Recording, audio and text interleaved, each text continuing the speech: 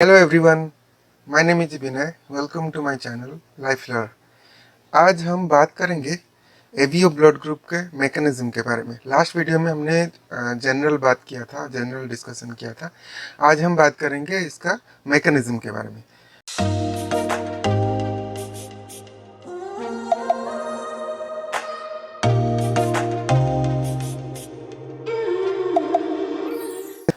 Mechanism जाने से पहले हम कुछ बेसिक आइडिया रख लेते हैं।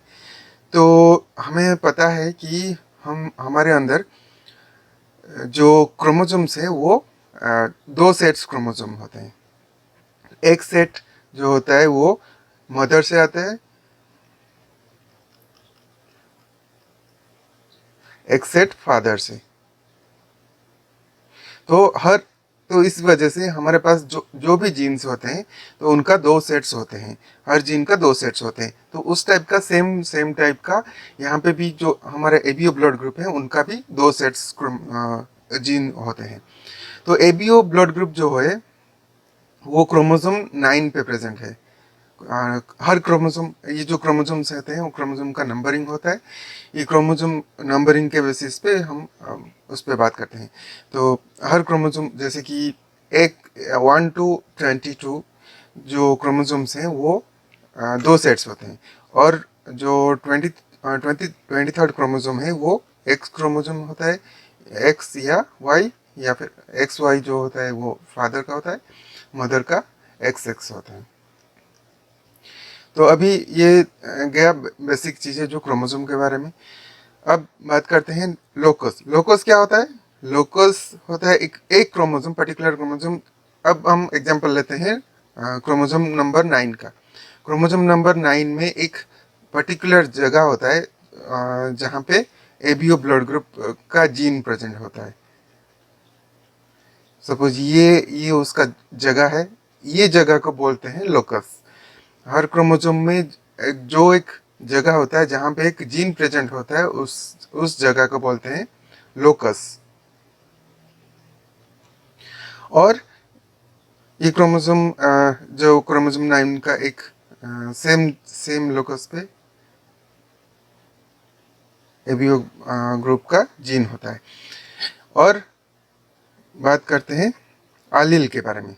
आलिल क्या होता है? सपोज ये ब्लड ग्रुप का जीन, ये एक लोकस है, ये लोकस पे एक जीन है जिसका नाम है एबीओ ब्लड ग्रुप का जीन। हर जीन का अलग अलग, ये अगर ये जीन से थोड़ा अलग है तो ये बन गए दो एलील। मतलब हम एक जीन लिए, ये एग्जांपल लिए एबीओ ब्लड ग्रुप का जीन। ये जीन एक है, ये एक क्रोमोसोम पे है। दूसरा एक जीन है सेम एबीओ ब्लड ग्रुप का जीन, दूसरे क्रोमोसोम पे है। पर इसमें जो कोडन है, जैसे कि ATGC हर जीन का होता है, इसका जो कोडन है, ये कोडन, इसका कोडन से सपोज एक न्यूक्लियोटाइड भी अलग है। यहाँ पे एक है, यहाँ पे सपोज एक जी था, इसके जगह यहाँ पे एक ए आ गया, म्यूटेशन की वजह से यहाँ पे ए आ गया। तो ये एक ही जीन का दो अलग अलग एलील बन गए, दो अलग अलग फॉर्म बन गए। और ये अलग अलग प्रोटीन को कोड करते हैं। ये सपोज ए को कोड करता है, ये बी को कोड करता है। तो अब बात करते हैं एंजाइम के बारे में। जैसे कि ये एक एबीओ ब्लड ग्रुप का जीन जो है ये एक प्रोटीन को कोड करता है। ये हर जीन एक प्रोटीन को कोड करता है। इस तरह मतलब इसके केस में ये जो एबीओ ब्लड ग्रुप है, इसका जीन है, ये एक प्रोटीन को कोड करता है जो एक एंजाइम है।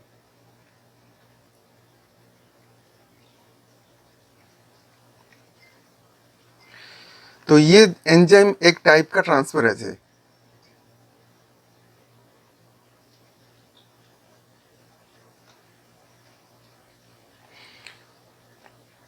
तो ये जो ट्रांसफरेज है ये क्या करता है? ये ऑलिगोसैकेराइड ट्रांसफर करता है। सपोज हमारे ऑलिगोसैकेराइड क्या होता है?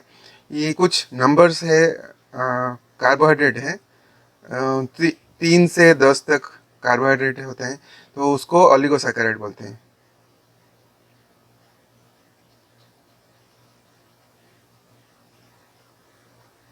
तो ये हर एक चेन में बनते हैं। ये एक एक कार्बोहाइड्रेट है, एक कार्बोहाइड्रेट एक चेन में जो बनते हैं उसको ऑलिगोसैकेराइड बोलते हैं।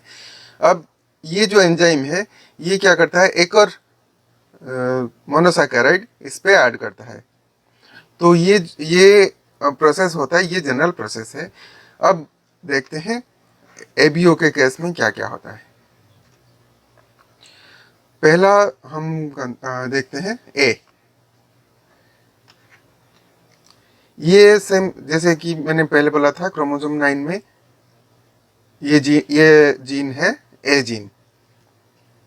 ये ए जीन क्या करता है, ये है इसका जो सबस्ट्रेट, हर जीन का एक सबस्ट्रेट होता है, वो उसको कैटालाइज करके अपने प्रोडक्ट में बनाता है। तो ये सबस्ट्रेट क्या है, ये सबस्ट्रेट है एच एंटीजन। एच एंटीजन है ए एंजाइम का सबस्ट्रेट। एंजाइम क्या है अभी, ट्रांसफरेज, ए ट्रांसफरेज। तो ये है एंजाइम। अब ये एंजाइम क्या करेगा, एच एंटीजन को एन एसिटल गैलेक्टोजामाइन ऐड करेगा। ये ऐड करने के बाद ये बन गया ए एंटीजन।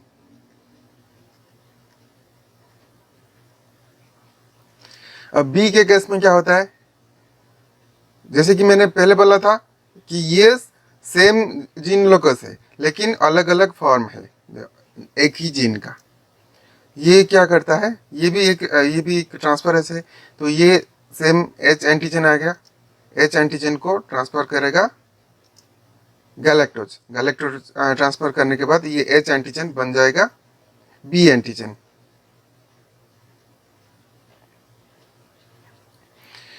अब बारी है ओ का। ओ एक ऐसा एक जीन है जो कि नॉन फंक्शनल है। इस ना कि ये ए के तरह काम करता है ना कि बी के तरह काम करता है, ये एक नॉन फंक्शनल जीन है। ये जीन जो है ये या तो म्यूटेशन या फिर इवोल्यूशनरी कुछ चेंजेस के वजह से ये नॉन फंक्शनल है, ये कुछ काम नहीं करता है। अगर इसका मतलब है जब हम एच एंटीजन देंगे उसको, ये कोई भी ट्रांसफरेंस काम नहीं करेगा, तो यहाँ से कुछ प्रोडक्ट नहीं बनेगा। तो जो एच एंटीजन होगा वो वैसे ही रहेगा। तो ये है जनरल नॉलेज है कि ये ए बी और ओ जीन क्या क्या करते हैं। अब कंसिडर करते हैं सेल के अंदर। ये सपोज एक एरिथ्रोसाइट है। एरिथ्रोसाइट में ये याद रखिए, एरिथ्रोसाइट में न्यूक्लियस नहीं होता, ये प्रीकर्सर एरिथ्रोसाइट है। जब ये फुल्ली फॉर्म एरिथ्रोसाइट बन जाएगा, ये इसका न्यूक्लियस हट जाएगा, जो कि हम नेक्स्ट वीडियो में बात करेंगे ये कैसे बनता है हमारा एरिथ्रोसाइट और दूसरे ब्लड सेल्स कैसे बनते हैं, वो उसके बारे में हमारा नेक्स्ट वीडियो में हम बात करेंगे। अब ये है न्यूक्लियस, ये है एरिथ्रोसाइट मतलब रेड ब्लड सेल का प्रिकर्सर। तो सपोज हम जैसे कि मैंने बोला कि हमारे पास दो सेट क्रोमोसोम होते हैं, या तो एक फादर से आता है एक मदर से। तो हमारे केस में क्या हो सकता है कि ए हो सकता है, ए हो सकता है, मतलब दोनों जो जीन है ए है, एक फादर से आया, एक फादर से एक मदर से, तो दोनों ए आ गए। या फिर एक और केस हो सकता है, एक फादर से आया ए, एक मदर से आया ओ, या फिर मदर से आया ए, फादर से आया ओ, कोई भी हो सकता है। या तो ये हो सकता है या फिर ये कॉम्बिनेशन हो सकता है, दोनों नहीं हो सकते, कोई एक हो सकता है। तो कोई भी सिचुएशन हो, जैसे पहले बोला मैंने कि ओ एक नॉन फंक्शनल है, तो फिर भी ए जो है इसमें से एक एंजाइम निकलेगा जो कि सफिशिएंट है इसका ट्रांसफरेज एक्टिविटी के लिए। कोई भी एक जीन हो, एक एक जीन हो या फिर दो जीन हो, उससे फर्क नहीं पड़ता है, ये अपना काम करेगा। तो इसमें से ए एंजाइम आया, आने के बाद अभी इसको ये हमारा एच एंटीजन है। ये एच एंटीजन पे एन एसिटाइल गैलेक्टोजामाइन ऐड कर दिया। ऐड करने के बाद ये जो एंटीजन बन गया ए एंटीजन। ये ए एंटीजन बाहर आके सेल सरफेस में, इसका सरफेस में बाइंड करेगा। सेल सरफेस पे आ गया। सरफेस पे आने के बाद ये क्या करता है, ये इसका एक एंटीजन प्रॉपर्टी है। ये हो गया ए एंटीजन, ये टोटल ए एंटीजन है। और इसमें यही वाला पार्ट जो एन एसिटाइल गैलेक्टोजामाइन है, ये इसका एंटीजन प्रॉपर्टी शो करता है। और इसके वजह से इसके अगेंस्ट में एंटी ए एंटीबॉडी क्रिएट होगा। एंटी ए एंटीबॉडी क्रिएट होगा। ये गया। अब इसके वजह से ये ब्लड ग्रुप हो गया ए ब्लड ग्रुप। नेक्स्ट बात करते हैं बी। अब जैसे ए का था ए या ए ओ, उस तरह का एक क्रोमोसोम हमारे फादर का बी हो सकता है, या फिर मदर का बी हो सकता है, या फिर फादर का बी मदर का ओ, या मदर का ओ फादर का ओ मदर का बी हो सकता है। कोई भी सिचुएशन हो सकता है इन दोनों में से। लेकिन दोनों में से एक एंजाइम सफिशिएंट है, तो बी एंजाइम आया यहाँ से आके ये वाला रिएक्शन कैटेलाइज करके इसमें एच एंटीजन के साथ गैलेक्टोस जोड़ दिया। और ये जोड़ने के बाद ये बाहर सेल सरफेस पे आ गया। अब ये वाला पार्ट बन गया बी एंटीजन। बी एंटीजन आने के वजह से इसका ब्लड ग्रुप हो गया बी ब्लड ग्रुप। और इसके अगेंस्ट में एंटी बी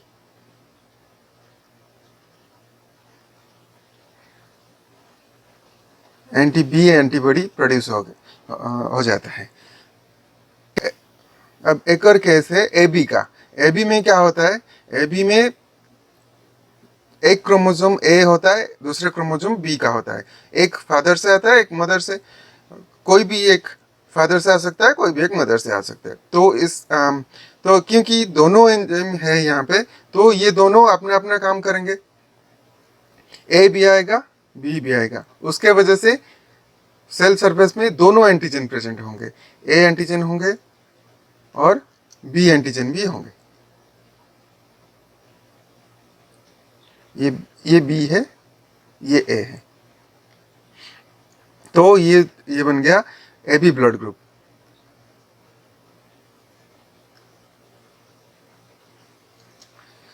अब बारी है ओ का। ओ में क्या होता है कि क्योंकि जैसे मैंने बोला था, ओ में कोई भी एंजाइम प्रोड्यूस होता है, लेकिन वो नॉन फंक्शनल है। अगर हम एच एंटीजन उसमें होगा तो ये एच का एच ही रहेगा, इसको चेंज नहीं कर पाएगा ओ एंजाइम। तो ये एच एंटीजन सेल सरफेस पे आ गया। इस वजह से इसका ग्रुप है ओ ग्रुप। तो अभी ये क्लियर हो गया कि कैसे मैकेनिज्म होता है कि कैसे जीन ट्रांसफर करता है ओलिगोसैकेराइड और ओलिगोसैकेराइड को। अब ये क्लियर हो गया कि किस तरह का जो मैकेनिज्म होता है, किस तरह का एंजाइम कैटेलाइज करता है ओलिगोसैकेराइड को। Suppose H oligosaccharide H antigen को ए एंटीजन या फिर बी एंटीजन, और ओ जो होता है वो नॉन फंक्शनल होता है, वो कोई भी ट्रांसफरेज एक्टिविटी नहीं दिखाता है। तो ये था जनरल मैकेनिज्म। बहुत सारे जेनेटिसिस्ट होते हैं, वो क्या करते हैं कि कैसे रिप्रेजेंट करते हैं इसको आई के साथ। मतलब अगर हमारे ब्लड ग्रुप ए है, या तो हमारे जैसे बोला आई ए, या फिर आई ए आई ओ। आई मतलब आइसो ग्लूटिनोजेन। इस वजह से इसको बोलते हैं आई ए। एक पेयर एक क्रोमोसोम फादर से, एक मदर से। तो हमारा ब्लड ग्रुप है ए। और बी के केस में आई बी या फिर आई ओ। ए बी के केस में आई बी, और ओ के केस में ये छोटा आई, क्योंकि ये रिसेसिव है इसको इसलिए बोलते हैं आई ओ।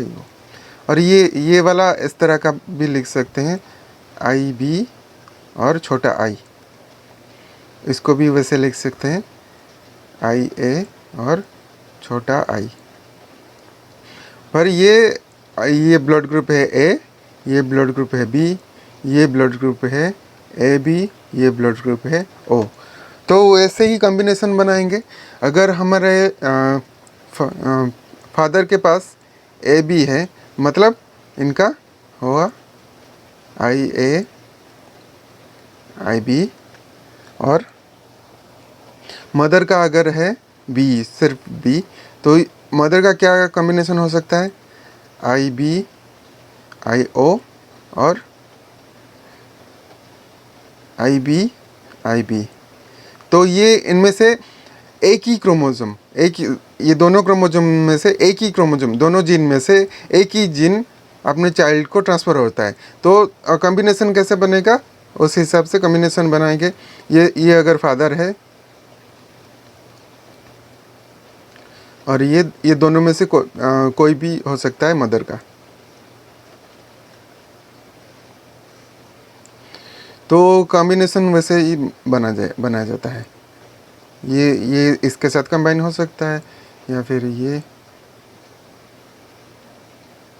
इस तरह का कॉम्बिनेशन बन गया, या फिर ये वाला अगर इसके साथ कंबाइन, मदर का अगर ये वाला कॉम्बिनेशन हुआ तो कैसे आएगा, आई ए आई बी और ये कॉम्बिनेशन।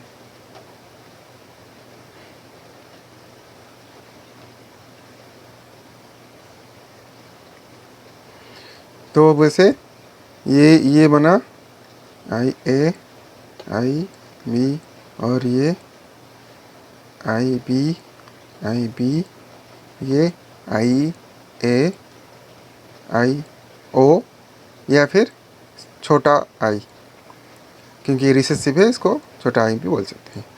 ये आई बी, तो ये combination I B I A I B I A I B I B I B I B. तो ये इस तरह का कॉम्बिनेशन आएगा। तो इससे क्या निकलेगा, ये ए बना, ये ए बना, तो बहुत ए, ये बी, यहाँ पे भी, ये ए बी,